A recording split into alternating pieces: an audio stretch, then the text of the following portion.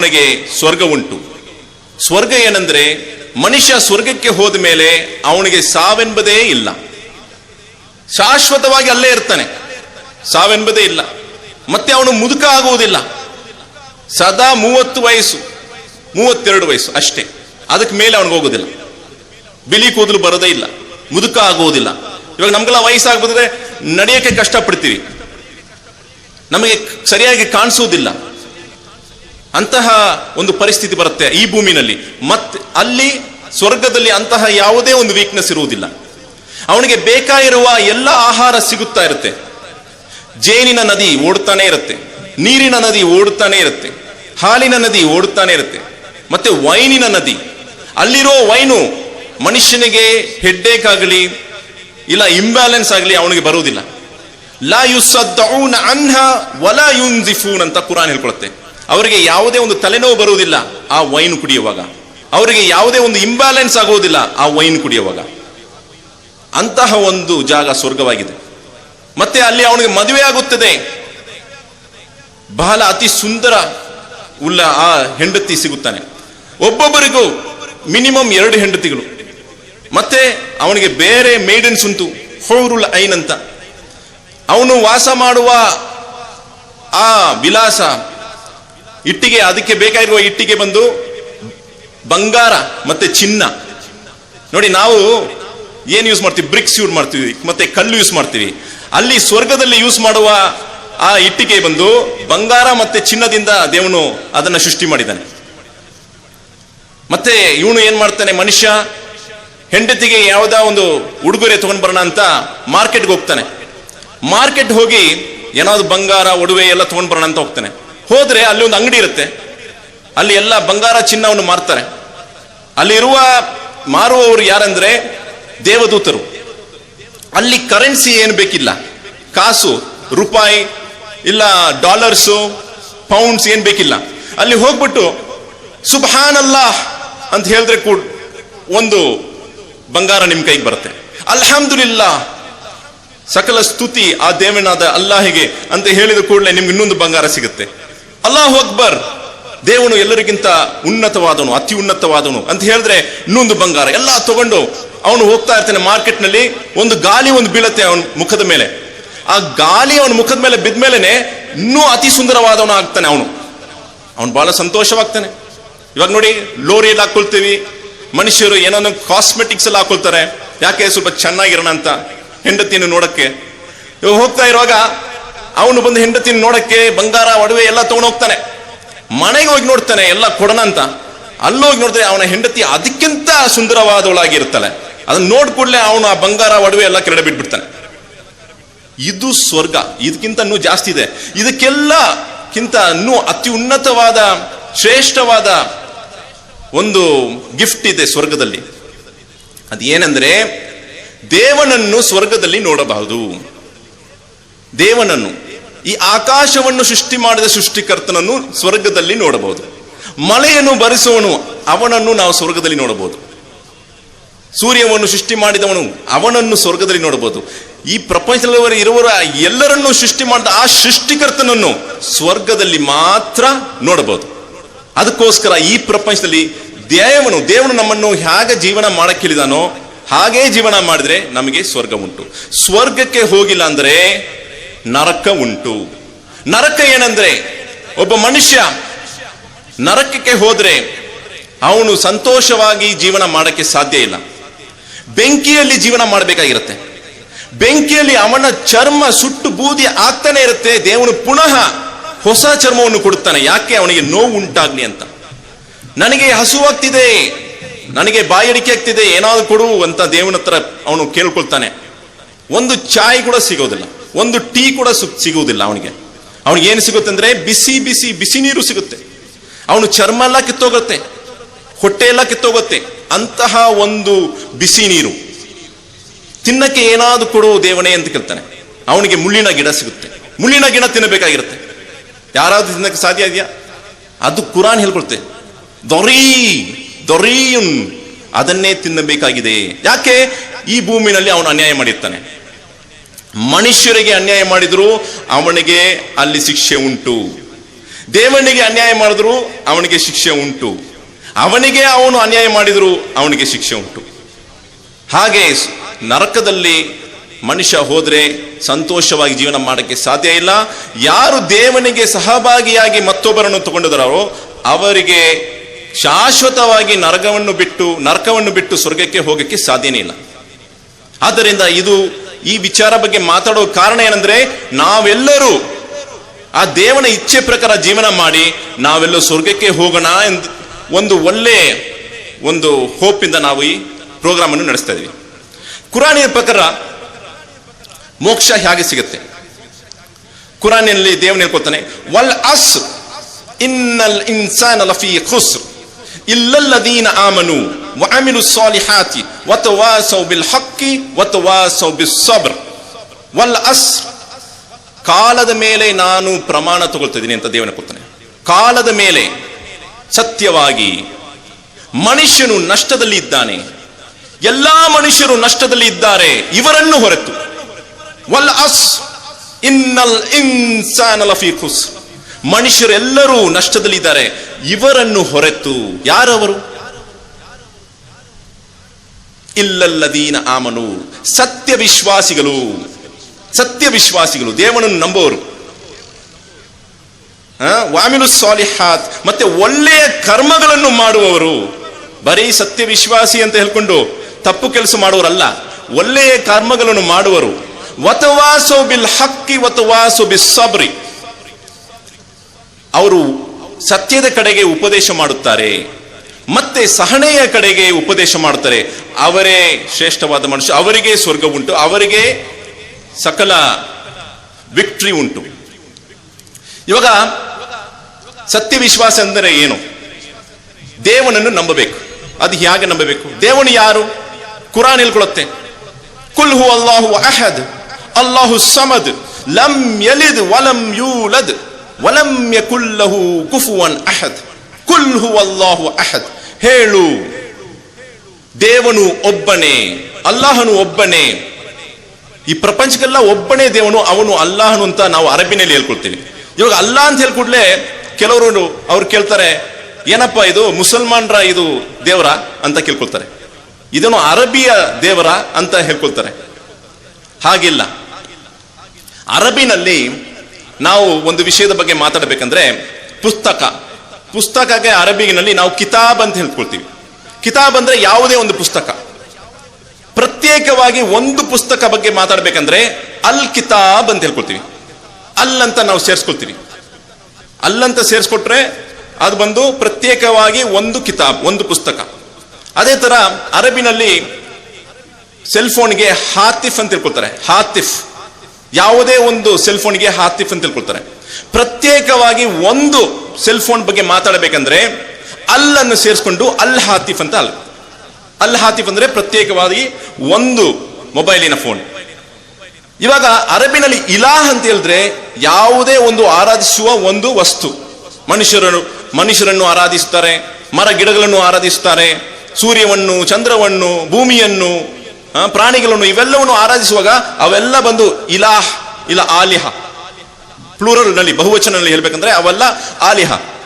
ಪ್ರತ್ಯೇಕವಾಗಿ ಒಬ್ಬನನ್ನು, ಒಂದು ಆರಾಧಿಸುವ ಒಬ್ಬನನ್ನು ನಾವು ಕುರಿತು ಮಾತಾಡುವಾಗ ಅಲಿಫ್ ಲಾಮ್ ಅಲ್ಲನ್ನು ಸೇರಿಸ್ಕೊಂಡ್ರೆ ಇಲಾಹಿಗೆ ಅಲ್ಲಾಹ್ ಎಂಬ ಪದ ನಮಗೆ ಸಿಗುತ್ತದೆ. ಆದ್ದರಿಂದ ಇದು ಅರಬಿನಲ್ಲಿ ನಾವು ಉಪಯೋಗ ಮಾಡುವ ಒಂದು ಪದವಾಗಿದೆ. ಕುಲ್ ಹು ಅಲ್ಲಾಹು ಅಹದ್, ಹೇಳು ಅವನು ಒಬ್ಬನೇ. ನೀವು ಅರಬಿನಲ್ಲಿ ಹೇಳಬಹುದು, ಇಲ್ಲ ಕನ್ನಡದಲ್ಲಿ ದೇವರಂತ ಹೇಳಬಹುದು, ತಮಿಳಿನಲ್ಲಿ ಕಡವುಳಂತ ಹೇಳಬಹುದು, ತೆಲುಗುನಲ್ಲಿ దేవుడు ಅಂತ ಹೇಳಬಹುದು, ತೊಂದರೆ ಇಲ್ಲ. ಇಲ್ಲ ನೀವು ಖುದಾ ಅಂತ ಹೇಳಿ ಯಾವುದೇ ಒಂದು ಭಾಷೆಯಲ್ಲಿ ನೀವು ಕರೆಯಬಹುದು. ಕುಲ್ ಹು ಅಲ್ಲಾಹು ಅಹದ್ ಅಲ್ಲಾಹು ಸಮದ್, ಅವನಿಗೆ ಯಾವುದೇ ಒಂದು ಅವಶ್ಯಕತೆ ಇಲ್ಲ. ಅವನಿಗೆ ಊಟ ಮಾಡುವ ಅವಶ್ಯಕತೆ ಇಲ್ಲ, ನೀರು ಕುಡಿಯುವ ಅವಶ್ಯಕತೆ ಇಲ್ಲ, ನಿದ್ದೆ ಮಾಡುವ ಅವಶ್ಯಕತೆ ಇಲ್ಲ, ಯಾವುದೇ ಒಂದು ಅವಶ್ಯಕತೆ ಇಲ್ಲ, ಮದುವೆ ಆಗುವ ಅವಶ್ಯಕತೆ ಇಲ್ಲ. ಲಂ ಯಲಿದ್ ವಲಂ ಯೂಲದ್, ಅವನಿಗೆ ಮಕ್ಕಳು ಇಲ್ಲ, ಅವನಿಗೆ ತಾಯಿ ತಂದೆನೂ ಇಲ್ಲ, ಅವನಿಗೆ ಮುಂಚೆನೂ ಯಾರು ಇಲ್ಲ, ಅವನಿಗೆ ಹಿಂದೆನೂ ಯಾರು ಇಲ್ಲ. ವಲಂ ಯಕುಲ್ ಲಹು ಕುಫುವನ್ ಅಹದ್, ಅವನ ತರ ಯಾರು ಇಲ್ಲ. ಇಂತಹ ಒಂದು ವಿಷಯದಲ್ಲಿ ಹೀಗೆ ನಂಬಬೇಕು. ಅವರೇ ಸತ್ಯ ವಿಶ್ವಾಸಿಗಳು. ಮನುಷ್ಯರನ್ನು ಆರಾಧನೆ ಮಾಡಬಾರದು, ಮರ ಗಿಡಗಳನ್ನು ಆರಾಧನೆ ಮಾಡಬಾರದು, ಪ್ರಾಣಿಗಳನ್ನು ಆರಾಧನೆ ಮಾಡಬಾರದು, ಸತ್ತೋಗಿರೋರನ್ನ ಆರಾಧನೆ ಮಾಡಬಾರದು. ಇವಾಗ ಸ್ವಲ್ಪ ಹೊತ್ತು ಮುಂಚೆ ಬಾಬಾ ಬುಡಂಗರಿ ಬಗ್ಗೆ ಮಾತಾಡಿದ್ರು. ಈ ಬಾಬಾ ಬುಡಂಗರಿ ಬಗ್ಗೆ ಕುರಾನಲ್ಲಿ ಎಲ್ಲಿನೂ ಇಲ್ಲ. ನಾನು ಬೇಕಂತ ಹೇಳ್ಕೊಳ್ತೀನಿ, ಕುರಾನ್ ನೀವು ನೋಡ್ಬೋದು, ಬಾಬಾ ಬುಡಂಗರಿ ಅಂತ ಒಂದು ಹೆಸರು ಕುರಾನ್ನಲ್ಲಿ ಎಲ್ಲೂ ಇಲ್ಲ. ಪ್ರವಾದಿ ಮೊಹಮ್ಮದ್ ಸಲ್ಲಲ್ಲಾಹು ಅಲೈಹಿ ವಸಲ್ಲಂ ಅವರು ಹೇಳ್ಕೊಡಿಲ್ಲ. ಕುರಾನಿನ ಸಂದೇಶ ಏನಂದ್ರೆ, ಈ ಕುರಾನಿನ ಜೀವನ ಮಾಡಬೇಕು ಮುಸಲ್ಮಾನರು, ಪ್ರವಾದಿಯ ಜೀವನ ಮಾಡಬೇಕು ಮುಸಲ್ಮಾನರು, ಪ್ರವಾದಿಯ ವಚನ ಪ್ರಕಾರ ಜೀವನ ಮಾಡಬೇಕು. ಆದ್ದರಿಂದ ಒಬ್ಬ ಸತ್ತು ಹೋಗಿರೋ ಮನುಷ್ಯನ ಹತ್ರ ಹೋಗಿ ಅವ್ರ ಹತ್ರ ಹೋಗಿ ಬೇಡ್ಕೊಳ್ಳೋದು ಇಸ್ಲಾಂನಲ್ಲಿ ಇಲ್ಲವೇ ಇಲ್ಲ. ಇನ್ನಕಲ್ಲ ತುಸ್ಮಿ ಉಲ್ ಮೌತಾ ಅಂತ ಕುರಾನ್ ಹೇಳ್ಕೊಡುತ್ತೆ. ನೀವು ಸತ್ತೋಗಿರೋರನ್ನ ನೀವು ಕೇಳಿಸಕ್ಕೆ ಸಾಧ್ಯನೇ ಇಲ್ಲ. ಸತ್ತೋಗ್ಬಿಟ್ಟಿದ್ದಾರೆ, ಅವರು ಸತ್ತೋಗ್ಮೇಲೆ ಅವ್ರ ಹತ್ರ ಹೋಗಿ ನೀವು ನಮಗೆ ಹೆಲ್ಪ್ ಮಾಡಿ ಅಂತ ಕೇಳಕ್ಕೆ ಸಾಧ್ಯನೇ ಇಲ್ಲ. ಕುರಾನ್ ಏನು ಹೇಳ್ಕೊಳುತ್ತೆ, ಇಯ್ಯಾಕ ನಅಬುದು ವ ಇಯ್ಯಾಕ ನಸ್ತഈನ್, ದೇವನೇ ನಿನ್ನನ್ನೇ ನಾವು ಆರಾಧಿಸುತ್ತೇವೆ, ನಿನ್ನತ್ರ ಮಾತ್ರ ನಾವು ಬೇಡ್ಕೊಳ್ತೀವಿ. ಮುಸಲ್ಮಾನರು ಯಾರು? ದೇವನನ್ನು ಮಾತ್ರ ಆರಾಧಿಸುತ್ತಾರೆ ಮತ್ತೆ ಅವನತ್ರ ಮಾತ್ರ ಬೇಡ್ಕೊಳ್ತಾರೆ, ಅವರೇ ಮುಸಲ್ಮಾನರು. ದೇವನನ್ನು ಮಾತ್ರ. ಯಾರು? ಆಕಾಶದ ಮೇಲೆ ಇರುವ ಸೃಷ್ಟಿಕರ್ತನು, ಅವನನ್ನು ಮಾತ್ರ, ಬೇರೆ ಒಬ್ಬರು ಯಾರೇನೂ ಇಲ್ಲ. ಈ ಭೂಮಿನಲ್ಲಿ ಯಾರೆಲ್ಲ ನೀವು ನೋಡ್ತೀರಾ ಅವರೆಲ್ಲ ದೇವರಲ್ಲ, ಆಕಾಶದ ಮೇಲೆ ಇರುವ ಸೃಷ್ಟಿಕರ್ತನು. ಹಲವಾರು ಮುಸಲ್ಮಾನರ ಹತ್ರ ಹೋಗಿ ಕೇಳಿದ್ರೆ ದೇವನು ಎಲ್ಲಿ ಇದ್ದಾನೆ ಅಂತ ಹೇಳಿದ್ರೆ ಅವ್ರು ಹೇಳ್ತಾರೆ ದೇವನು ಎಲ್ಲಾ ಕಡೆನೂ ಇದ್ದಾನೆ ಅಂತ ಹೇಳ್ತಾರೆ. ಅದು ಅದ್ವೈತಿನ ಫಿಲಾಸಫಿ, ಅದ್ವೈತ. ಕುರಾನಿನ ಸಂದೇಶ ಏನಂದ್ರೆ, ಅರ್ ರಹ್ಮಾನು ಅಲಲ್ ಅರ್ಶಿಸ್ತವ, ನಿಮ್ಮ ದೇವನಾದ ಅರ್ ರಹ್ಮಾನ್ ಅಲ್ಲಾಹ್ ಅವನು ಅರ್ಶ್ ಮೇಲೆ ಇಸ್ತವ ಮಾಡಿದ್ದಾನೆ, ಆಕಾಶದ ಮೇಲೆ ಇದ್ದಾನೆ, ಮತ್ತೆ ಅಲ್ಲಿಂದ ನಮ್ಮನ್ನು ನೋಡುತ್ತಾನೆ, ನಮ್ಮನ್ನು ಕೇಳುತ್ತಾನೆ, ಅವನು ದೇವನು. ಕುರಾನ್ನಲ್ಲಿ ದೇವನು ಹೇಳ್ಕೊಳ್ತಾನೆ 22ನೇ ಅಧ್ಯಾಯ 73ನೇ ಸೂಕ್ತದಲ್ಲಿ, ನೀವು ಯಾರನ್ನಲ್ಲಾರು ನೀವು ಆರಾಧಿಸುತ್ತೇರೋ, ನೀವು ಯಾರ ಹತ್ರ ಹೋಗಿ ಬೇಡ್ಕೊಳ್ತೀರೋ ಅವರೆಲ್ಲ ಒಂದು ಕಡೆಗೆ ಬಂದು ಒಂದು ನೊಣವನ್ನು ಸೃಷ್ಟಿ ಮಾಡಲಿ ನೋಡೋಣ ಅಂತ ದೇವನ ಕೊಡ್ತಾನೆ. ನೀವು ಯಾರ ಹತ್ರ ಹೋಗಿ ಪೂಜೆ ಮಾಡ್ತಿರೋ, ಯಾರ ಹತ್ರ ಹೋಗಿ ನೀವು ಬೇಡ್ಕೊಳ್ತಿರೋ ಎಲ್ಲರನ್ನೂ ಒಂದು ಕಡೆ ಕೂರಿಸಿ ಅವ್ರಿಗೆಲ್ಲ ಒಂದು ಚಾಲೆಂಜ್ ಅನ್ನು ದೇವನು ಕೊಡ್ತಾನೆ. ಏನು? ಎಲ್ಲರೂ ಸೇರ್ಕೊಂಡು ಒಂದು ನೊಣವನ್ನು ಸೃಷ್ಟಿ ಮಾಡಲಿ ನೋಡನ್ನ. ದೇವನ ಹೇಳ್ತಾನೆ ನಿಮ್ಮ ಕೈಲಿ ಆಗೋದೇ ಇಲ್ಲ. ಮತ್ತೆ ಯಾರು ನಮ್ಮ ಸೃಷ್ಟಿಕರ್ತನು? ಇಲ್ಲಿ ನೋಡಿ ಎಷ್ಟು ನೊಣಗಳಿವೆ, ಇಲ್ಲಿ ನೊಣಗಳಿವೆ. ಇವೆಲ್ಲ ಎಲ್ಲಿಂದ ಬಂತು? ನಾನಂತೂ ಸೃಷ್ಟಿ ಮಾಡಿಲ್ಲ, ಇಲ್ಲಿರೋರು ಯಾರು ಸೃಷ್ಟಿ ಮಾಡಿಲ್ಲ, ಇಲ್ಲಿರೋರು ಯಾರು ಈ ಭೂಮಿನ ಕೊಪ್ಪನಲ್ಲಿ ಇರುವ ಯಾರು ಸೃಷ್ಟಿ ಮಾಡಿಲ್ಲ. ಮತ್ತೆ ಇವೆಲ್ಲವನ್ನು ಸೃಷ್ಟಿ ಮಾಡಿದ ಸೃಷ್ಟಿಕರ್ತನು ಯಾರು? ಅವನೇ ಸೃಷ್ಟಿಕರ್ತನು. ಮತ್ತೆ ಈ ವಿಶ್ವಾಸವನ್ನು ನಾವು ತೆಗೆದು ಬಂದ್ರೆ ಅವನು ಏನ್ ಮಾಡ್ತಾನೆ? ಮನುಷ್ಯ ದೇವನನ್ನು ಮಾತ್ರ ಆರಾಧನೆ ಮಾಡ್ತಾನೆ, ಬೇರೆ ಯಾರ ಹತ್ರ ಹೋಗಿ ಅವನು ಒಂದು ಬೇಡ್ಕೊಳ್ಳೋದಿಲ್ಲ. ಇವಾಗ ಕುರಾನ್ನಲ್ಲಿ ದೇವನ ಕೊಳ್ತಾನೆ ಹಲವಾರು ಜಾಗದಲ್ಲಿ. ಸೂರೆ ಬನಿ ಇಸ್ರಾಯೇಲ್ನಲ್ಲಿ 17ನೇ ಅಧ್ಯಾಯ 66ನೇ ಸೂಕ್ತದಲ್ಲಿ ದೇವನ ಕೊಳ್ತಾನೆ, ನೀವು ದೋಣಿಯಲ್ಲಿ ಹೋಗುತ್ತಾ ಇರುವಾಗ, ಸಮುದ್ರದಲ್ಲಿ ನೀವು ಪ್ರಯಾಣ ಮಾಡುತ್ತಿರುವಾಗ ನಿಮಗೆ ಯಾವುದೇ ಒಂದು ಕಷ್ಟ ಬಂದ್ರೆ ನೀವು ಎಲ್ಲರನ್ನೂ ಮರ್ತು ಬಿಡ್ತೀರಾ, ಆದರೆ ನನ್ನನ್ನ ಜ್ಞಾಪಿಸ್ಕೊಳ್ತೀರಾ. ಸಮುದ್ರದಲ್ಲಿ ಹೋಗುವಾಗ, ದೋಣಿಯಲ್ಲಿ ಹೋಗ್ತಿರುವಾಗ ಅಲ್ಲಿ ಮಸ್ಜಿದ್ ಇಲ್ಲ, ಅಲ್ಲಿ ಟೆಂಪಲ್ ಇಲ್ಲ, ಮಂದಿರ ಇಲ್ಲ, ಅಲ್ಲಿ ದರ್ಗಾ ಇಲ್ಲ, ಅಲ್ಲಿ ಯಾವುದೇ ಒಂದು ಮೂರ್ತಿ ಇಲ್ಲ, ಏನೂ ಇಲ್ಲ. ಸಮುದ್ರದಲ್ಲಿ ನಾವು ದೋಣಿಯಲ್ಲಿ ಹೋಗ್ತಿದ್ವಿ, ಅಲ್ಲಿ ಸ್ವಲ್ಪ ಏನೋ ಕಷ್ಟ ಬಂದ್ಬಿಡ್ತು, ಮುಳುಗ್ತರಾಗ್ತಿದೆ ದೋಣಿ. ಅವಾಗ ನಾವು ಏನ್ ಮಾಡ್ತೀವಿ? ದೇವನೇ ನನ್ನ ಕಾಪಾಡು, ಖುದಾ ಮುಜೆ ಬಚಾ, ಕಡೋಳೆಯನ್ನೇ ಕಾಪಾತು, ದೇವುಡೇ. ತೆಲುಗುನಲ್ಲಿ ಅಷ್ಟು ಬಂದಿಲ್ಲ, ಎಲ್ಲ ನನ್ನ ಕಾಪಾಡಿ ಅಂತ ಹೇಳ್ಕೊಳ್ತೀವ. ಯಾರು ನಮ್ಮ ಮಾತನ್ನು ಕೇಳೋನು? ನೀವು ಕಾಡ್ನಲ್ಲಿರುವಾಗ, ಕಾಡ್ನಲ್ಲಿ ನೀವು ಹುಲಿ ಬಂದ್ಬಿಡ್ತು, ಸಿಂಹ ಬಂದ್ಬಿಡ್ತು, ಯಾರನ್ನ ನೀವು ಕೂಗ್ತೀರಾ? ದೇವನೇ ನನ್ನ ಕಾಪಾಡು. ಅವನೇ ದೇವನು, ಅವನೇ ದೇವನು, ಬೇರೆ ಯಾರು ಇಲ್ಲ. ನೀವು ಯಾರ ಹತ್ರ ನೀವು ಬೇಡ್ಕೊಳ್ತೀರಾ ಅವನೇ ದೇವನು. ಯಾರು ನಮ್ಮ ಮಾತನ್ನು ಕೇಳ್ತಾನೆ ನೀವು ನಂಬ್ತಿರೋ ಅವನೇ ದೇವನು. ಇದು ಎಲ್ಲರ ಹೃದಯದಲ್ಲಿ ಈ ಮಾತಿದೆ. ಒಬ್ಬ ಯಾರೋ ನಮ್ಗೆ ಸಾಲ ಕೊಡ್ಬೇಕಿದೆ, ಸಾಲ ನಮ್ಗೆ ಕೊಡ್ಬೇಕಿದೆ, ಸಾಲ ಕೊಡಲ್ಲ ಅಂತ ಹೇಳ್ತಾನೆ. ನಾವು ಫೋನ್ ನಲ್ಲಿ ಮಾತಾಡ್ತಿದ್ವಿ, ಏಯ್ ಸಾಲ ಕೊಡೋ, ಅವನ ಹೇಳ್ತಾನೆ ನಾನು ಕೊಡೋದೇ ಇಲ್ಲ, ಏನೋ ಮಾಡೋ, ಏನ್ ಬೇಗ ಮಾಡ್ಕೊ. ನಾವು ಹೇಳ್ತೀರಿ ಮೇಲೊಬ್ಬ ಇದ್ದಾನೆ ನೋಡ್ತಾ ಇದ್ದಾನೆ ಅಂತ ಹೇಳ್ಕೊಳ್ತೀವಲ್ಲ, ನಾವಲ್ಲೇ ಹೇಳ್ಕೊಳ್ತೀವಿ. ಎಲ್ಲರೂ ಹೇಳ್ತಾರೆ, ಮುಸಲ್ಮಾನರು ಹೇಳ್ತಾರೆ, ಮುಸಲ್ಮಾನ್ ಇಲ್ಲದೆ ಮತ್ತೆ ಧರ್ಮದವರು ಹೇಳ್ಕೊಳ್ತಾರೆ. ಏನಂತ ಹೇಳ್ಕೊಳ್ತಾರೆ? ಮೇಲೊಬ್ಬ ಇದ್ದಾನೆ ಅಂತ. ಯಾರು ಹೇಳ್ಕೊಟ್ರು ಮೇಲೊಬ್ಬ ಇದ್ದಾನಂತ? ಅದೇ ದೇವನು ನಮ್ಮ ಹೃದಯದಲ್ಲಿ ಹಾಕಿ ಈ ಭೂಮಿಗೆ ಕಳಿಸಿದ್ದಾನೆ. ಇವಾಗ ನೀವು ನಿಮ್ಮ ಮನಸ್ಸಲ್ಲಿ ಒಂದು ವಿಚಾರ ಬರ್ಬೋದು, ಏನ್ರಪ್ಪ ಮುಸಲ್ಮಾನರು ಎಲ್ಲಿಂದೋ ಬಂದಿದ್ದಾರೆ, ಅರೇಬಿಯಿಂದ ಬಂದಿದ್ದಾರೆ, ನೋಡಿ ಈ ಗಡ್ಡೆಲ್ಲ ಬಿಟ್ಟಿದ್ದಾರೆ, ಟೋಪಿ ಹಾಕೊಂಡಿದ್ದಾರೆ, ಇವರೆಲ್ಲ ಅರೇಬಿಯಿಂದ ಬಂದಿರಬೇಕು ಅಂತ ಒಂದು ಮಾತು, ಒಂದು ವಿಚಾರ ಬರ್ಬೋದು. ನಾನೊಂದು ವಿಷಯ ಹೇಳ್ತಿದ್ದೀನಿ. ಈ ಇಂಡಿಯಾನಲ್ಲಿ ಇರುವ ಮುಸಲ್ಮಾನರು ಇವರೆಲ್ಲ ಈ ಮಣ್ಣಿನ ಮಕ್ಕಳೇ. ಒಂದು ಕಾಲ ಇಲ್ಲ ಒಂದು ಕಾಲ ಅವರು ಇಸ್ಲಾಂ ಧರ್ಮವನ್ನು ಸ್ವೀಕರಿಸಿದ್ದಾರೆ. ನಮ್ಮ ತಮಿಳುನಾಡಿನಲ್ಲಿ ತಮಿಳು ಮಾತಾಡುವ ಮುಸಲ್ಮಾನರಿದ್ದಾರೆ, ಕೇರಳದಲ್ಲಿ ಮಲಯಾಳಂ ಮಾತಾಡುವ ಮುಸಲ್ಮಾನರಿದ್ದಾರೆ. ನೀವು ಕಾಶ್ಮೀರ್ಗೆ ಹೋದ್ರೆ ಅಲ್ಲಿರತಕ್ಕಂಥ ಕಾಶ್ಮೀರಿ ಪಂಡಿತರು ಒಂದು ಕಾಲದಲ್ಲಿ ಬ್ರಾಹ್ಮಣರಾಗಿದ್ದು ಅವರು ಮುಸಲ್ಮಾನ್ ಆಗಿದ್ದಾರೆ. ಆದ್ದರಿಂದ ಇಸ್ಲಾಂ ಧರ್ಮ ಒಂದು ಕಾಲಕ್ಕೂ ಇದ್ದ ಧರ್ಮ. ಅದನ್ನು ಎಲ್ಲಾ ಪ್ರವಾದಿಗಳು ಬೋಧಿಸಿದ್ದಾರೆ. ಕುರಾನನ್ನು ನೀವು ಓದಿದ್ರೆ 19ನೇ ಅಧ್ಯಾಯ, ಅದರ ಹೆಸರು ಮರಿಯಂ ಅಂತ, ಮೇರಿ ಅಂತ. ಪ್ರವಾದಿ ಜೀಸಸ್ಸಿನ ತಾಯಿನ ಹೆಸರಲ್ಲಿ ಒಂದು ಅಧ್ಯಾಯ ಉಂಟು ಕುರಾನಿನಲ್ಲಿ. ಜೀಸಸ್, ಯೇಸು ಕ್ರಿಸ್ತು ಅವರು ಹುಟ್ಟಿದ ಬಗ್ಗೆ ಕುರಾನ್ನಲ್ಲಿ ಸೂರ ಅಲ್ ಇಮ್ರಾನ್ ನಲ್ಲಿ ಇದೆ. ಆದ್ದರಿಂದ ಎಲ್ಲಾ ಪ್ರವಾದಿಗಳ ಧರ್ಮವು ಇಸ್ಲಾಂ ಆಗಿತ್ತು. ಇಸ್ಲಾಂ ಅಂದ್ರೆ ದೇವನಿಗೆ ಶರಣಾಗುವುದು. ಯಾವುದೇ ಒಬ್ಬ ಮನುಷ್ಯ ದೇವನಿಗೆ ಶರಣಾದರೆ ಅವನಿಗೆ ಮುಸ್ಲಿಂ ಎಂಬ ಪದ. ಯಾವುದೇ ಒಬ್ಬ ಮನುಷ್ಯ ಅವನು ದೇವನಿಗೆ ಶರಣ ಮಾಡಿದರೆ ಅವನು ಮುಸಲ್ಮಾನ್, ಅವನೇ ಮುಸ್ಲಿಂ. ಇವಾಗ ಒಳ್ಳೆಯ ಕೆಲಸ ಏನಂದ್ರೆ ದೇವನು ಯಾವುದೆಲ್ಲ ಮಾಡಬೇಕಂತ ಹೇಳಿದಾನೋ ಅವೆಲ್ಲವನ್ನು ಮಾಡಬೇಕಾಗಿರೋದು, ಅವೆಲ್ಲ ಒಳ್ಳೆಯ ಕರ್ತವ್ಯ ಆಗುತ್ತದೆ. ಏನು ಊಟ ಮಾಡಬೇಕು, ಏನು ಊಟ ಮಾಡಬಾರದು, ಹೇಗೆ ಊಟ ಮಾಡಬೇಕು, ಹೇಗೆ ಊಟ ಮಾಡಬಾರದು, ಊಟ ಹೇಗೆ ಮಾಡಬೇಕು, ಇದು ಪ್ರವಾದಿಯರು ಅವರು ನಮಗೆ ಕಲಿಸಿಕೊಟ್ಟಿದ್ದಾರೆ. ಊಟ ಮಾಡುವಾಗ ಕೈ ತೊಳೆದ್ಬಿಟ್ಟು ರೈಟ್ ಹ್ಯಾಂಡ್ ಇಂದ ನಾವು ತಿನ್ನಬೇಕು. ರೈಟ್ ಹ್ಯಾಂಡ್, ಬಲಕೈ, ಅದರಿಂದನೇ ನಾವು ತಿನ್ನಬೇಕು. ಲೆಫ್ಟ್ ಹ್ಯಾಂಡ್ ಯೂಸ್ ಮಾಡಬಾರ್ದು. ಊಟ ಮಾಡಕ್ ಮುಂಚೆ ಬಿಸ್ಮಿಲ್ಲಾ ಅಂತ ಹೇಳ್ಕೊಳ್ಬೇಕು, ದೇವನ ನಾಮದಿಂದ ಅಂತ ಹೇಳ್ಕೊಂಡು ತಿನ್ಬೇಕು. ತಿಂದ ಮೇಲೆ, ಊಟ ಮಾಡಿದ್ಮೇಲೆ ಅಲ್ಹಮ್ದುಲಿಲ್ಲಾ ಅಂತ ಹೇಳ್ಬೇಕು. ಅಲ್ಹಮ್ದುಲಿಲ್ಲಾ ಅಂದ್ರೆ ಸರ್ವಸ್ತುತಿ ಆ ದೇವನಾದ ಅಲ್ಲಾಹನಿಗೆ ಮಾತ್ರ. ಈ ಊಟವನ್ನು ಕೊಟ್ಟಿದ್ದು ಯಾರು? ದೇವನು. ಆದ್ರಿಂದ ಊಟ ಮಾಡಕ್ ಮುಂಚೆ ದೇವನ ಸ್ಮರಣೆಯೊಂದಿಗೆ ನಾವು ಊಟ ಮಾಡಬೇಕು. ಮದುವೆ ಮಾಡೋದು ಒಳ್ಳೇದೋ ಕೆಟ್ಟದೋ? ಕೆಲವರು ಹೇಳ್ತಾರೆ, ಯಾಕಪ್ಪ ನಾವು ಉನ್ನತವಾದ ಮನುಷ್ಯರು, ನಾವು ಮದುವೆ ಮಾಡ್ಕೊಳ್ಳೋದಿಲ್ಲ ಅಂತ, ಮದುವೆ ಮಾಡ್ಕೊಡೋದೇ ಇಲ್ಲ ಅಂತ. ಇವಾಗ ನಾವು ಪೋಪ್ ಗೊತ್ತಿದಲ್ಲ, ಪೋಪ್ ರೋಮ್ನಲ್ಲಿ ಇರುವ ಪೋಪ್ ಬೆನೆಡಿಕ್ಟ್ 16 ಅವ್ರು ಬಂದು ಕ್ಷಮಾಪಣೆ ಕೇಳ್ಕೊಂಡ್ರು. ಏನಕ್ಕೋಸ್ಕರ? ಅವ್ರ ಜೊತೆಗೆ ಇರುವ ಆ ಪ್ರೀಸ್ಟ್ಗಳು ಮದುವೆ ಮಾಡ್ಕೊಳ್ಳಲ್ಲ, ಹೆಂಗಸರನ್ನು ಮದುವೆ ಮಾಡ್ಕೊಳ್ಳಲ್ಲ.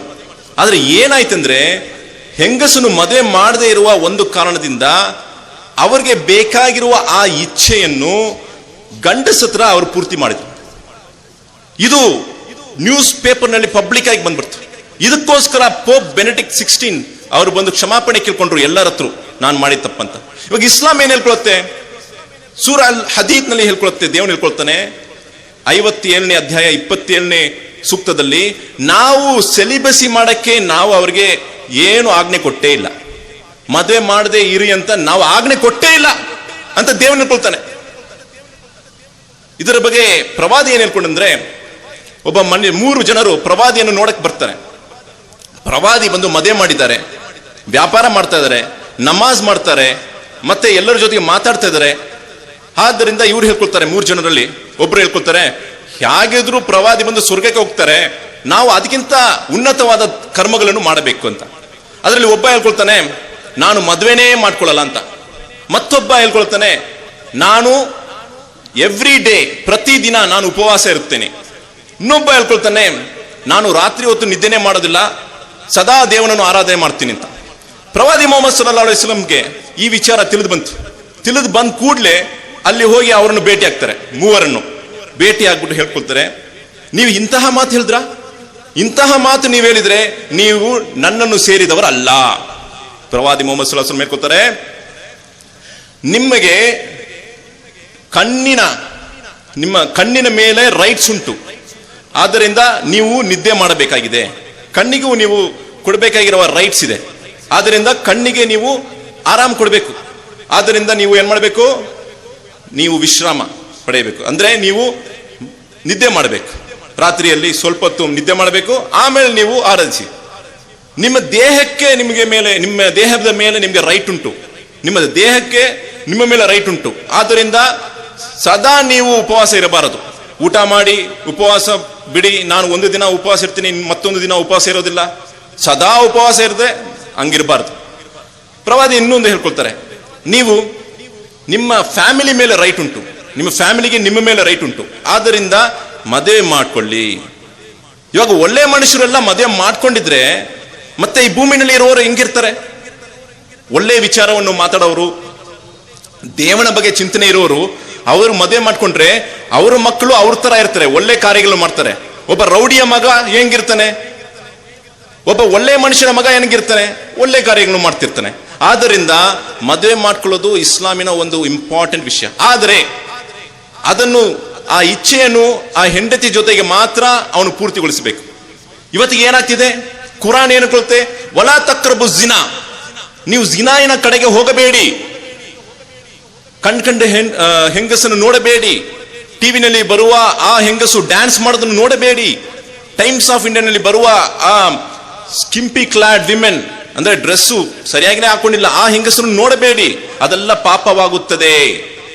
ನೀವು ಸರಿಯಾದ ದಾರಿಯನ್ನು ಬಿಟ್ರೆ ತಪ್ಪಾದ ದಾರಿಯನ್ನು ಹುಡುಕ್ತೀರಾ. ಆದ್ದರಿಂದ ಕುರಾನಿನ ಸಂದೇಶ ಏನಂದ್ರೆ, ಮದುವೆ ಮಾಡ್ಕೊಳ್ಳಿ, ನಿಮಗೆ ಬೇಕಾಗಿರುವ ಇಚ್ಛೆಯನ್ನು ಪೂರ್ತಿ ಮಾಡ್ಕೊಳ್ಳಿ. ಮತ್ತೆ ಮದ್ಯಪಾನ ಸೇರಬಹುದು, ಸೇರಬಾರದು? ಸೇರಬಾರದು. ಮದ್ಯಪಾನ, ಆಲ್ಕೋಹಾಲ್ ಹರಾಮ್.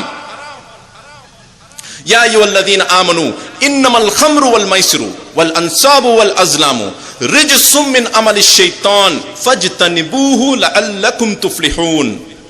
ವಿಶ್ವಾಸಿಗಳೇ, ಆಲ್ಕೋಹಾಲ್ ಬಿಟ್ಟಿರಿ, ಜೂಜಾಡಬೇಡಿ, ಮದ್ಯಪಾನ ಸೇರಬೇಡಿ, ಇವೆಲ್ಲ ಶೈತಾನಿನ ಹ್ಯಾಂಡಿ ವರ್ಕ್. ಇದನ್ನು ಬಿಟ್ಟು ನೀವು ದೂರವಾಗಿರಿ, ನೀವು ವಿಕ್ಟೋರಿಯಸ್ ಆಗ್ತೀರಾ, ನೀವು ಗೆಲ್ತೀರಾ ಅಂತ ಕುರಾನ್ ಹೇಳ್ಕೊಳುತ್ತೆ. ಆದ್ರಿಂದ ಮದ್ಯಪಾನ ಬೇಡ. ಯಾವುದು ಒಳ್ಳೆಯದು, ಯಾವುದು ಕೆಟ್ಟದು, ಎಲ್ಲ ವಿಚಾರಗಳು ಕುರಾನಲ್ಲಿ ಇದೆ. ನಿಮ್ಮ ತಾಯಿಯನ್ನು ಸಂತೋಷವಾಗಿ ನೋಡ್ಕೊಳ್ಳಿ, ಪಕ್ಕದ ಮನೆಯ ಹತ್ರ ನೀವು ಸಂತೋಷವಾಗಿರಿ, ನಿಮಗೆ ಬರುವ ಅತಿಥಿಯನ್ನು ಚೆನ್ನಾಗಿ ನೋಡ್ಕೊಳ್ಳಿ. ಇವೆಲ್ಲ ಕುರಾನಿನ ಸಂದೇಶ. ನಾವು ಇದೆಲ್ಲ ಹೇಳಿದ ಕೂಡಲೇ ಕೆಲವರು ಹೇಳ್ತಾರೆ, ನೀವು ಇಷ್ಟು ಒಳ್ಳೆ ಮಾತನ್ನು ಮಾತಾಡ್ತೀರಾ, ಆದರೆ ಭಯೋತ್ಪಾದನೆ ನಾವು ಇಸ್ಲಾಂನಲ್ಲಿ ನೋಡ್ತಿದೀವಿ. ಕೆಲವರು ಕೇಳ್ಬೋದು, ಇಷ್ಟು ಚೆನ್ನಾಗಿ ಮಾತಾಡ್ತಾರಲ್ಲ ಮುಸಲ್ಮಾನರು, ಆದ್ರೆ ಇವರೇ ತಾನೇ ಇಲ್ಲಿ ಗಡ್ಡ ಬಿಟ್ಕೊಂಡು ಕೈನಲ್ಲಿ ಗನ್ ಇಟ್ಕೊಂಡು ಭಯೋತ್ಪಾದನೆ ಮಾಡೋರು ಇವ್ರು ತಾನೇ, ಟೆರರಿಸಂ ಅಂತ ಒಂದು ವಿಚಾರ, ಅಂತ ಒಂದು ಸಂಶಯ ಅವರ ಮನಸ್ಸಲ್ಲಿ ಬರ್ಬೋದು. ಕುರಾನಿನ ಸಂದೇಶ ಏನಂದ್ರೆ, ಕುರಾನಿನ ಸಂದೇಶ, ಮನ್ ಕತಲ ನಫ್ಸಂ ಬಿಗೈರಿ ನಫ್ಸಿನ್ ಔ ಫಸಾದಿನ್ ಫಿಲ್ ಅರ್ದಿ ಫಕಅನ್ನಮಾ ಕತಲನ್ ನಾಸ್ ಜಮಿಯಾ ವಮನ್ ಅಹ್ಯಾಹ ಫಕಅನ್ನಮಾ ಅಹ್ಯನ್ ನಾಸ್ ಜಮಿಯಾ. ಯಾವುದೇ ಒಬ್ಬ ಮನುಷ್ಯ ಇನ್ನೊಬ್ಬ ಮನುಷ್ಯನನ್ನು ಅನ್ಯಾಯವಾಗಿ ಕೊಂದರೆ ಪ್ರಪಂಚದಲ್ಲಿರುವವರು ಎಲ್ಲರನ್ನೂ ಕೊಲ್ಲೋದಕ್ಕೆ ಸಮ ಅಂತ ಕುರಾನ್ ಹೇಳ್ಕೊಳುತ್ತೆ.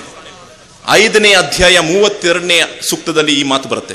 ಅದೇ ತರ ಕುರಾನ್ ಹೇಳ್ಕೊಳುತ್ತೆ, ದೇವರು ಹೇಳ್ಕೊಳ್ತಾನೆ, ಯಾವುದೇ ಒಬ್ಬ ಮನುಷ್ಯನನ್ನು ಕಾಪಾಡಿದರೆ ಪ್ರಪಂಚದಲ್ಲಿ ಇರುವರ ಎಲ್ಲರನ್ನು ಕಾಪಾಡೋದಕ್ಕೆ ಸಮ ಅಂತ ಕುರಾನ್ ಹೇಳ್ಕೊಡುತ್ತೆ. ಆದ್ದರಿಂದ ಇಸ್ಲಾಂನಿನ ಕಡೆಗೆ ಬಂದ್ರೆ ಯಾವುದು ಒಳ್ಳೆಯದು, ಯಾವುದು ತಪ್ಪುದು. ಆದ್ರೆ ಮುಸಲ್ಮಾನರು ಅವ್ರ ಹೆಸರು ಅಬ್ದುಲ್ಲಾ ಅಂತ ಇಟ್ಕೊಳ್ತಾರೆ, ಅಬ್ದುಲ್ ರಹಮಾನ್ ಅಂತ ಇಟ್ಕೊಳ್ಬಹುದು. ಆದ್ರೆ ಮಾಡೋದು ಕುರಾನಿಗೆ ವಿರುದ್ಧವಾಗಿ ಮಾಡಿದರೆ ಅವರು ಸತ್ಯವಾದ ಮುಸಲ್ಮಾನರು ಅಲ್ಲ. ನಾಮ್ಕೆ ವಾಸ್ತೆ ಮುಸಲ್ಮಾನ, ಅರ್ಥ ಆಯ್ತಲ್ಲ? ನಾಮ್ಕೆ ವಾಸ್ತೆ ಮುಸಲ್ಮಾನ. ಅದೇ ತರ ಮುಸ್ಲಿಂ ಇಲ್ಲದೆ ಇರೋರನ್ನು ನಾವು ತಕ್ಷಣ ಇವರು ಕಾಫಿರ್ ಅಂತ ಹೇಳಕ್ಕೆ ಚಾನ್ಸೇ ಇಲ್ಲ. ಇದು ಒಂದು ಮುಖ್ಯವಾದ ಮಾತು ನಾನು ನಿಮ್ಮ ಮುಂದೆ ಹೇಳ್ತಾ ಇದ್ದೀನಿ. ಕೆಲವರು ಹೇಳ್ತಾರೆ, ಉನ್ನ ಕೊಂಜಿ, ಉನ್ನೋ ಕಾಫ್, ಉನ್ನೋ ದೇಡ್, ಇಂಥ ಮಾತೆಲ್ಲ ನೀವು ಕೇಳಿರ್ತೀರ. ಇದು ಅವ್ರಿಗೆ ಸ್ಮಾಲ್ ಬ್ರೈನ್. ಕಾಫಿರ್ ಅಂತ ಒಂದು ಪದ ಬಂದ್ರೆ ಯಾರು ತಿರಸ್ಕರಿಸ್ತಾರೋ, ಈ ಕುರಾನಿನ ಸಂದೇಶವನ್ನು ನಿರಾಕರಿಸ್ತಾರೋ, ಅವರು ಅಂದ್ರೆ ಅವರು ಅದನ್ನು ಒಪ್ಕೊಳ್ಳಲಾನೋ, ನಿಷೇಧಿಸುತ್ತಾರೋ, ಅವರಿಗೆ ಕಾಫಿರ್ ಎಂಬ ಒಂದು ಪದ ಇರುತ್ತೆ. ದೇವನು ಒಬ್ಬನೇ ಅಂತ ಹೇಳಬೇಕು, ಅವರಿಗೆ ಕುರಾನಿನ ಸಂದೇಶವನ್ನು ಹೇಳಬೇಕು, ಪ್ರವಾದಿ ಬಗ್ಗೆ ಜೀವನ ಚರಿತ್ರೆ ಅವರಿಗೆ ಹೇಳಬೇಕು. ಆಮೇಲೆ ಅವರು ನಿಷೇಧಿಸಿದ್ರೆ, ಅವ್ರ ಮೇಲೆ ಪ್ರೂಫ್ಸ್ ಎಸ್ಟಾಬ್ಲಿಷ್ ಆದ್ರೆ ಅವ್ರು ಕಾಫಿರ್ ಆಗ್ತಾರೆ. ಇಲ್ಲ ಅಂದ್ರೆ ಒಬ್ಬ ಮನುಷ್ಯರನ್ನು ಹೋಗ್ಬಿಟ್ಟು ಅವನು ಕಾಫಿರ್ ಅಂತ ಹೇಳಕ್ಕೆ ಇಸ್ಲಾಂ ಅನುಮತಿಯನ್ನು ನೀಡೋದಿಲ್ಲ. ಇದು ಯಾರ ಮಾತಂದ್ರೆ ಡಾಕ್ಟರ್ ಜಾಫರ್ ಇದ್ರೀಸ್, ಶೇಖ್ ಜಾಫರ್ ಇದ್ರೀಸ್ ಹಫಿದಹುಲ್ಲಾ, ಸ್ಕಾಲರ್ ಆಫ್ ಇಸ್ಲಾಂ, ಅವರ ಮಾತು. ಆದ್ರಿಂದ ತಕ್ಷಣ ಒಬ್ಬ ಮನುಷ್ಯನ ನೋಡ್ಬಿಟ್ಟು ಇವನು ಕಾಫಿರ್ ಅಂತ ಹೇಳಕ್ಕೆ ಇಸ್ಲಾಂ ಅನುಮತಿಯನ್ನು ನೀಡೋದಿಲ್ಲ. ನಾವೇನ್ ನಂಬ್ಕೊಂಡಿದೀವಿ ಅಂದ್ರೆ ಒಬ್ಬ ಮುಸ್ಲಿಂ ಮನೆಯಲ್ಲಿ ಹುಟ್ಟಿದ್ಬಿಟ್ರೆ ಅವನು ಮುಸ್ಲಿಮೇ ಅಂತ. ಎಷ್ಟೋ ಕ್ಷಣ ಅದು ತಪ್ಪಾಗತ್ತೆ. ಯಾಕೆಂತ ಹೇಳ್ಕೊತೀನಿ. ನೂ ಅಲೈಹಿಸ್ಸಲಾಂ ಮುಸಲ್ಮಾನ್ರ ಇಲ್ಲ ಏನ್ರಿ? ಎದ್ದಿದ್ದೀರಾ, ನಿದ್ದೆ ಮಾಡ್ತಿದ್ದೀರಾ? ನೂ ಅಲೈಹಿಸ್ಸಲಾಂ ಮುಸಲ್ಮಾನರಲ್ಲ ಹೌದು ಅಂತೇಳಿ. ನೂ ಅಲೈಹಿಸ್ಸಲಾಂಗೆ ಒಬ್ಬ ಮಗ ಇದ್ದ, ಅವನ ಬಗ್ಗೆ ಕುರಾನ್ ಹೇಳ್ಕೊಳುತ್ತೆ. ನೂ ಅಲೈಹಿಸ್ಸಲಾಂ ದೋಣಿಗೆ ಕರೀತಾರೆ, ಬಾರಪ್ಪ ಮಗ ಅಂತ, ನನ್ನ ಮಾತನ್ನು ಕೇಳಂತ. ಆ ಹುಡುಗ ಕೇಳಿಲ್ಲ ಮಾತನ್ನು. ಅವನು ಮುಸಲ್ಮಾನ? ಅವನು ಮುಸಲ್ಮಾನ್ ಇಲ್ಲ. ಒಬ್ಬ ಪ್ರವಾದಿಯ ಮಗನಾದ, ಅಂದ್ರೆ ನೂ ಅಲೈಹಿಸ್ಸಲಾಮಿನ ಮಗನಾದ ಒಬ್ಬ, ಅವನು ಮುಸಲ್ಮಾನ್ ಇಲ್ಲ. ಅದು ಕುರಾನ್ ಹೇಳ್ಕೊಳುತ್ತೆ. ಲೂತ್ ಅಲೈಹಿಸ್ಸಲಾಮಿನ ಹೆಂಡತಿ, ಲೂತ್ ಅಲೈಹಿಸ್ಸಲಾಂ ಒಬ್ಬ ಪ್ರವಾದಿಯಾಗಿದ್ರು, ಅವರ ಹೆಂಡತಿ ಮುಸಲ್ಮಾನ? ಒಬ್ಬ ಹೆಂಡತಿ ಬಗ್ಗೆ ಕುರಾನ್ ಹೇಳ್ಕೊಳ್ತೇವೆ ಇಲ್ಲ. ನೂ ಅಲೈಹಿಸ್ಸಲಾಮಿನ ಒಬ್ಬ ಹೆಂಡತಿ, ಒಬ್ಬಳು ಹೆಂಡತಿ, ಅವಳೇನು ಮುಸಲ್ಮಾನ? ಇಲ್ಲ. ಅದೇ ತರ ಇಬ್ರಾಹಿಂ ಅಲೈಹಿಸ್ಸಲಾಮಿನ ತಂದೆ ಅವ್ರು ಮುಸಲ್ಮಾನ? ಇಲ್ಲ. ಯಾರು ಮುಸಲ್ಮಾನು? ಯಾರು ದೇವನ ಇಚ್ಛೆ ಪ್ರಕಾರ ಜೀವನ ಮಾಡ್ತಾರೋ, ದೇವನಿಗೆ ಶರಣಾಗುತ್ತಾರೋ ಅವರೇ ಮುಸಲ್ಮಾನರು. ಸುಮ್ಮನೆ ಹೆಸರಿಗೆ ನಾನು ಮುಸಲ್ಮಾನ್ ಅಂತ ಹೇಳ್ಕೊಳ್ಳೋದು, ವ್ಯಾಪಾರ ಮಾಡೋದು, ಬಡ್ಡಿಗೆ ಬಿಡೋದು. ಬಡ್ಡಿಗೆ ಬಿಡ್ತಾರೆ ಮುಸಲ್ಮಾನರು, ನಾನು ನೋಡಿದ್ದೀನಿ. ಬಡ್ಡಿಗೆ ಬಿಡೋರು ಅನ್ಯಾಯ ಮಾಡ್ತಾರೆ. ದೇವನನ್ನು ಸರಿಯಾಗಿ ಆರಾಧಿಸುವುದಿಲ್ಲ, 5 ಬಾರಿ ನಮಾಜ್ ಮಾಡೋದಿಲ್ಲ. ಕುರಾನ್ ಪ್ರವಾದಿ ಮೊಹಮ್ಮದ್ ಸಲ್ಲಲ್ಲಾಹು ಅಲೈಹಿ ವಸಲ್ಲಂ ಏನ್ ಹೇಳಿದ್ದಾರೆ? ಇನ್ನ ಬೈನ ರಜುಲಿ ಬೈನ ಶಿರ್ಕಿ ವಲ್ ಕುಫ್ರಿ ತರ್ಕು ಸಲಾಹ್. ಒಬ್ಬ ಮನುಷ್ಯ ಮುಸಲ್ಮಾನ್ ಆಗ್ಲಿ ಮುಸಲ್ಮಾನ್ ಇಲ್ದೇ ಇರಲಿ, ಅದಕ್ಕೆ ನಡುವೆ ಇರುವುದು ನಮಾಜು. 5 ಬಾರಿ ನಮಾಜ್ ಮಾಡಿಲ್ಲ ಅಂದ್ರೆ ಹಲವಾರು ಉಲಮಾ ಅವ್ರು ಏನ್ ಹೇಳ್ಕೊಂಡ್ರೆ ಅವ್ನು ಮುಸಲ್ಮಾನೇ ಇಲ್ಲ ಅಂತ. ಎಷ್ಟು ಜನ ಇದ್ದಾರೆ ರೀ ನಮಾಜ್ ಮಾಡದೇ ಇರೋರು, ಆಜ್ಕ ಮುಸಲ್ಮಾನ್? ಆದ್ದರಿಂದ ನಾನು ಬರುವ ವಿಷಯ ಏನಂದ್ರೆ, ಈ ಸಮ್ಮೇಳನದಲ್ಲಿ ನಾವು ಮುಸಲ್ಮಾನರು ಶ್ರೇಷ್ಠರು ಅಂತ ಹೇಳ್ಕೊಳ್ಳಕ್ಕೆ ಈ ಸಮ್ಮೇಳನವನ್ನು ನಾವು ಆರ್ಗನೈಸ್ ಮಾಡಿಲ್ಲ. ಈ ಮುಸಲ್ಮಾನ್ ಇಲ್ದೇ ಇರೋರು ಎಲ್ಲರೂ ಕಾಫಿರ್ ಅಂತ ಹೇಳೋಕೆ ನಾವು ಮುಂದೆ ಬಂದಿಲ್ಲ. ಇಲ್ಲ, ದೇವಿನ ಸಂದೇಶ ಏನು, ಇದರಿಂದ ನಮಗೆ ಸ್ವರ್ಗ ದೊರೆಯುತ್ತೆ ಅಂದ್ರೆ ನಾವೆಲ್ಲರೂ ಆ ದೇವನ ಕರೆಗೆ ಹೋಗೋಣ, ನಾವೆಲ್ಲರೂ ಸ್ವರ್ಗಕ್ಕೆ ಹೋಗೋಣ ಎಂದು ಒಂದು ಒಳ್ಳೆಯ ಭಾವನೆಯಿಂದ ಇಂತಹ ಒಂದು ಸಮ್ಮೇಳನವನ್ನು ನಾವು ಆರ್ಗನೈಸ್ ಮಾಡಿದ್ವಿ. ನಾವೆಲ್ಲರೂ ಸ್ವರ್ಗಕ್ಕೆ ಹೋಗಬೇಕು, ಮತ್ತೆ ದೇವನನ್ನು ಅಲ್ಲಿ ನೋಡಬೇಕು, ನಾವೆಲ್ಲರೂ ಸಂತೋಷವಾಗಿರಬೇಕು ಎಂದು ನಾನು ಪ್ರಾರ್ಥನೆಯನ್ನು ಮಾಡಿ ನನ್ನ ಭಾಷಣೆಯನ್ನು ಮುಗಿಸ್ತೇನೆ. ವಾಹಿರು ದಾವಾನ ಅಲ್ಹಮ್ದುಲಿಲ್ಲಾಹಿ ರಬ್ಬಿಲ್ ಆಲಮೀನ್. ಅಸ್ಸಲಾಮು ಅಲೈಕುಂ ವರಹ್ಮತುಲ್ಲಾಹಿ ವಬರಕಾತು. ಜಜಾಕಲ್ಲಾಹು ಖೈರ್.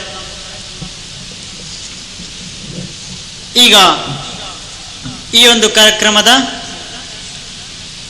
ಪ್ರವಚನಕಾರರಾದಂತಹ ಶ್ರೀ ಡಾಕ್ಟರ್ ಮಹಂತ ಸ್ವಾಮಿಗಳು ಇವರ ಕಿರು ಪರಿಚಯವನ್ನು ನೀಡಲು ಇಚ್ಛಿಸುತ್ತೇನೆ.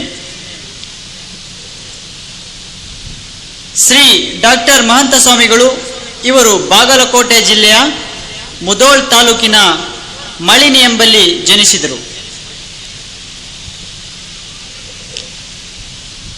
ಇವರು ಸಾಮಾಜಿಕ ಸುಧಾರಣೆಯಲ್ಲಿ ತಮ್ಮನ್ನು ತೊಡಗಿಸಿಕೊಂಡಿದ್ದಾರೆ. ಹಲವಾರು ಜನಪರ ಸುಧಾರಣೆಗಳನ್ನು ಮಾಡುವುದರ ಮೂಲಕ ಸಮಾಜದ ಅಭಿವೃದ್ಧಿಯ ಹರಿಕಾರರಾಗಿದ್ದಾರೆ. ಈಗ ಶ್ರೀ ಡಾಕ್ಟರ್ ಮಹಂತ ಸ್ವಾಮಿಗಳು ಇವರು ತಮ್ಮ ಅನಿಸಿಕೆಗಳನ್ನು ಹೇಳಲಿದ್ದಾರೆ. ಓಂ ಶ್ರೀ ಗುರು ಬಸವಲಿಂಗಾಯ ನಮಃ.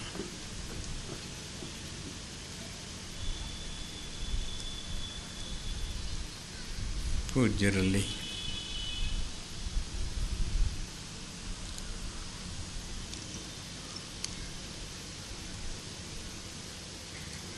ಈ ಕಾರ್ಯಕ್ರಮದಲ್ಲಿ ಸಮಾವೇಶಗೊಂಡ ನಮ್ಮವರೇ ಆದ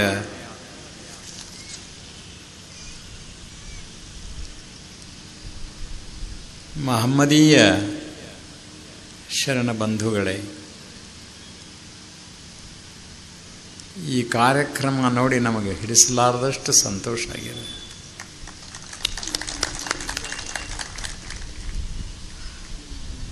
ಬಹಳ ಒಳ್ಳೆಯ ಪ್ರವಚನಕಾರನ ಕರೆಸಿರಿ ನೀವು, ತುಂಬ ಸಂತೋಷ.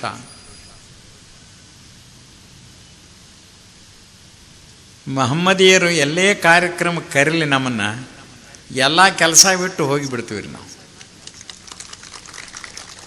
ಅದೇನೋ ಒಂದು ಆತ್ಮೀಯ ಸಂಬಂಧ ಅದು. ನಮಗೆ ಅಷ್ಟೊಂದು ಆರೋಗ್ಯ ಚೆನ್ನಾಗಿಲ್ಲ, ನಾವು ಹೇಳಿದೀವಿ ಎಲ್ಲ ಅಪ್ಪಗಳಿಗೆ ನೀವೇ ಹೋಗಿ ಮಾತಾಡ್ರಿ ಹೇಳಿದೆವು. ಆದರೆ ಒಳಗಿರತಕ್ಕಂಥ ನಮ್ಮ ಆತ್ಮ